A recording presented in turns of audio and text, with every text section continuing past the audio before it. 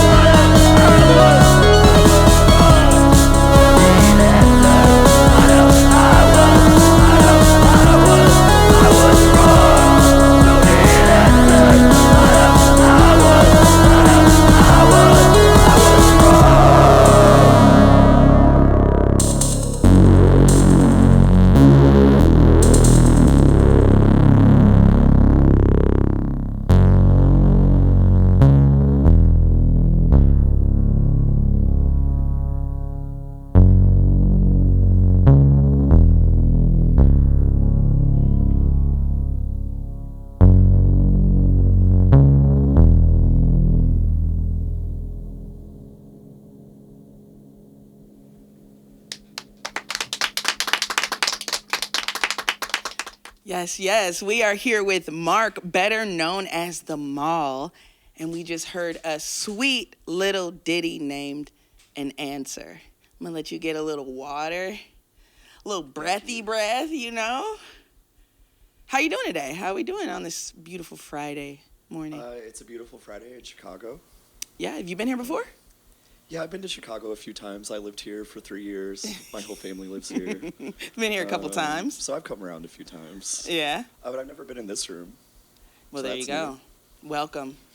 And we're here in a spaceship. You brought the spaceship with you. That's right. The lasers got me amped. I kind of want to have some portable lasers in, like, my bathroom, you know? Yeah, I mean, get some lasers in your life. It's like, all of this was, like, very cheap. Yeah. I don't have any money, but I do have lasers. Listen, you know what? That's currency in some places, so it's all good. How different is the home studio than the setup here, and how do you make the decisions about, like, what you're going to travel with? So basically, the only gear I own is things that I would use live. Okay. And, it's part of it, like, everything I don't use, I sell to get things that I use. Gotcha. Because it's all very, like, it's small. I try to think everything out and even write the songs around what I have and what I know I can use live. So you're just not a greedy tech person that's just like, I need it all. I mean, if I could have things for free, I would take them. Sure. But Gotcha. with what I have, it's like, just having as little as possible to make all the sounds I need to make. Absolutely. An Answer really is my jam, so thanks for playing it. Of course. I feel like you're dragging organized religion for me, and I don't have to. I mean, sometimes lyrics are open-ended, but the lyrics, wrong, I believed you, belief was labor. It just takes me kind of back to my childhood on Sundays. Yeah. So, yeah, can you elaborate a little bit more about... Oh, absolutely. Yeah, let's do it. Because I'm the type where I do believe that, like, people should believe whatever they need to and what makes their lives better. But I was brought up very Christian. Both my parents are pastors. Wow. So I have a lot of opinions on all of that, obviously. So that song is specifically just about my upbringing and how I was brought up, who I was supposed to be, and how that worked out and didn't work out. It mostly didn't work out. I'm really good at sniffing out the sinners, you know what I mean? Yeah. Like, it's all good. Your name is The Mall, and I won't ask the obvious titular question here, but a much more important one. What's the ultimate food court in a mall need to have? The ultimate food court needs to have a massive fire in the middle of it. And hopefully spreading, and hopefully the whole mall shuts down very soon. Capitalism. Yeah. Well, my answer would have been a good American cheesesteak and a Panda Express, but I found out that you've been vegetarian, so you're just like, to hell with it all. I mean, not to hell with it all. Like, hopefully the employees survive the mall fire. Yes. In my, I guess, the fantasy I'm creating right now. Yeah, I'm with you. I'm here with you. But I mean, I do like food, I guess, technically. You've been vegetarian for how long? About 17 years, 17 probably. years. Yeah, I became a vegetarian when I was a teenager. What happened? I was hanging out with a lot of vegan straight edge kids. Gotcha. I was really into hardcore. All the cooler, older, hotter people that I knew were like vegan and straight edge. Like, I don't eat anything that has a face. Yeah. And so, like, when I was a teenager, I was like, X's on my hands, like going to hardcore shows, and like, that was just what everybody did. And after like a few months, I was like, oh, I haven't eaten meat in like 3 months. I was like, I guess I don't do that anymore. And you're stuck with it. Yeah. Awesome. You didn't fall off at all in the 17 years that you've been vegetarian? Okay, so actually right after I turned vegetarian, there were like free hot dogs at a museum. And I ate them because they were free. And then I was like, wait, I don't eat meat anymore. I'm going to finish this and then I'm done. Well, you know what? The last thing to eat as a meat eater, having it be a glizzy, I think is good. That's a good farewell. I mean, to me, it's like, I look back on that and it's like, my memory of meat is this truly disgusting tube. Mm-hmm. And it's just not food to me anymore. Yeah, that makes sense. That makes a lot of sense. Let's talk album art. There's a lot of synergy between uh, your 2020 album and this album, Time Vehicle Earth, that's Right. just been re-released, which is beautiful, by the way. Who's doing this album art? So this album art specifically was an artist. His name is Ibe Arifin. And I found him on Instagram and was like, this is the exact thing I'm looking for.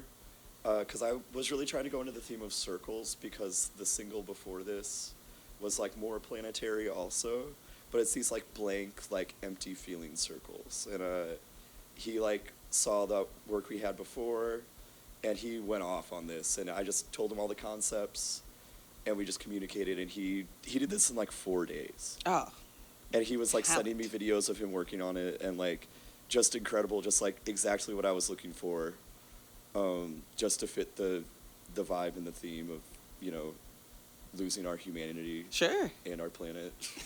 A beautiful rendition of that. Yeah.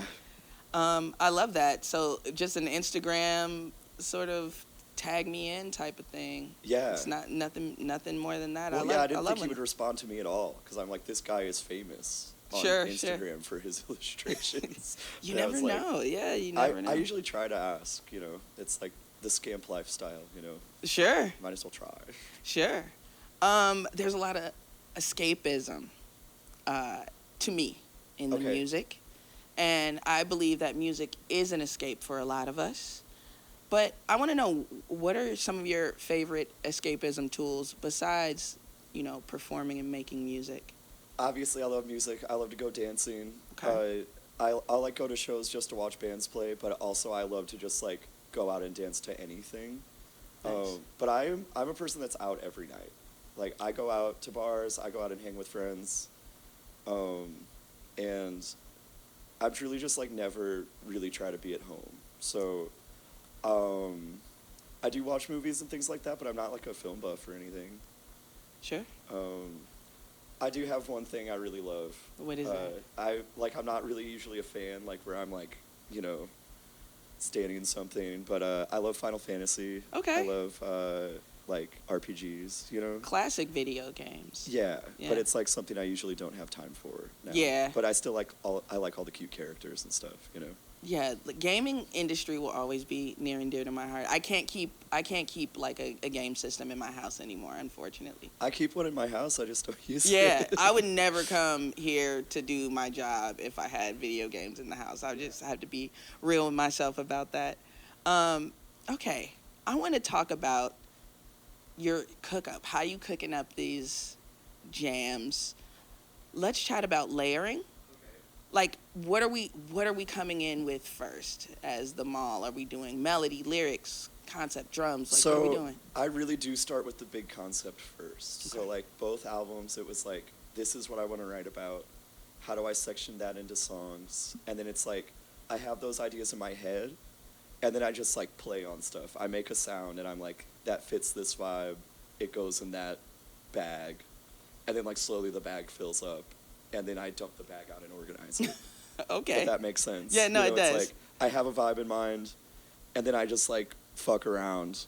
Yeah. Until I find things that fit that, and then put it all together. But honestly, it's like, with electronic music, it's really easy to make, like, a big loop and just keep layering on top of it forever. Sure. So when I go to, like, actually write the songs, it's like, I have a bass line for a part, what happens next? And, like, to keep things moving, instead of, like, listening to the same loop for like 10 hours. Yeah. Which I also do, but I try to avoid it. We all do it, yeah.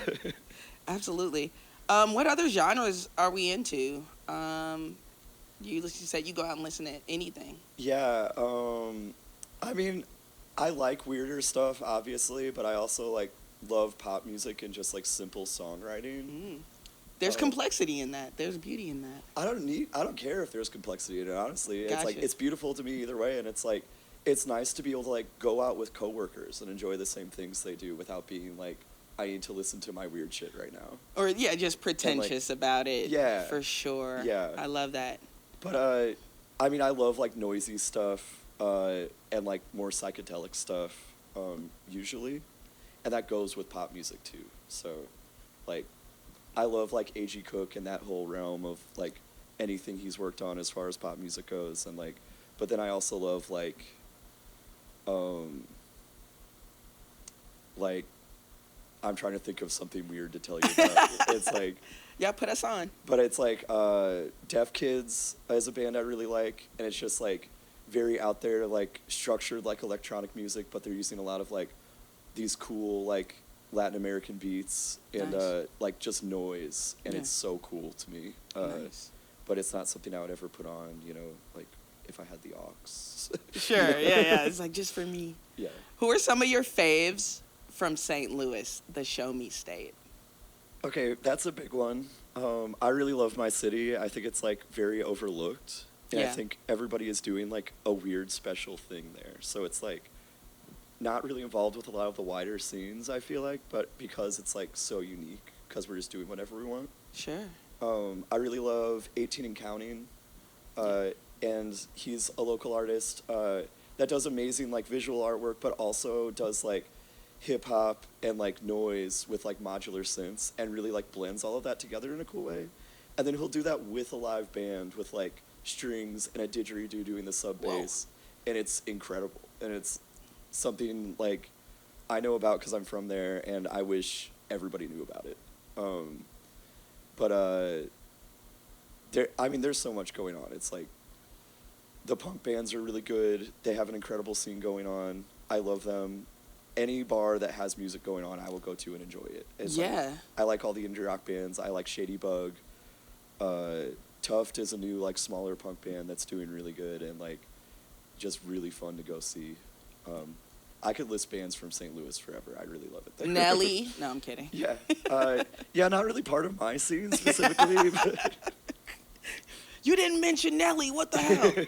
No, I'm just kidding. Thank you for just shouting out some of the possibly like lesser known bands. Y'all should check them out at home because the mall said so. I mean, they're all better than I am. Oh, like- come on. Stop. You're being way too modest. Well, let's get back into the music. All right.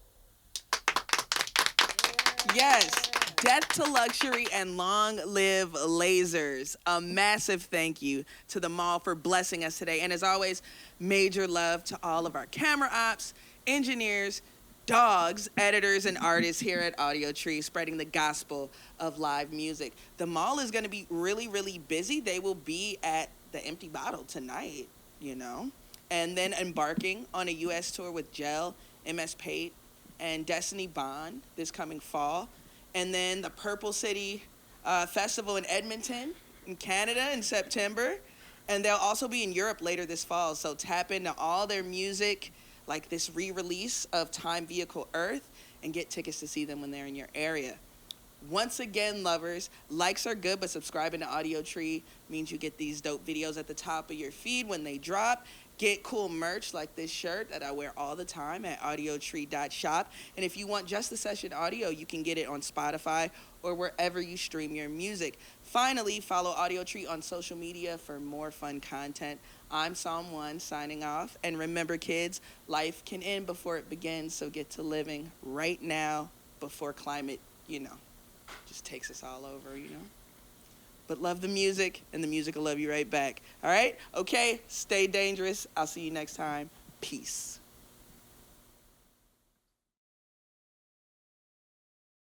All right, so you guys want to do it for real now?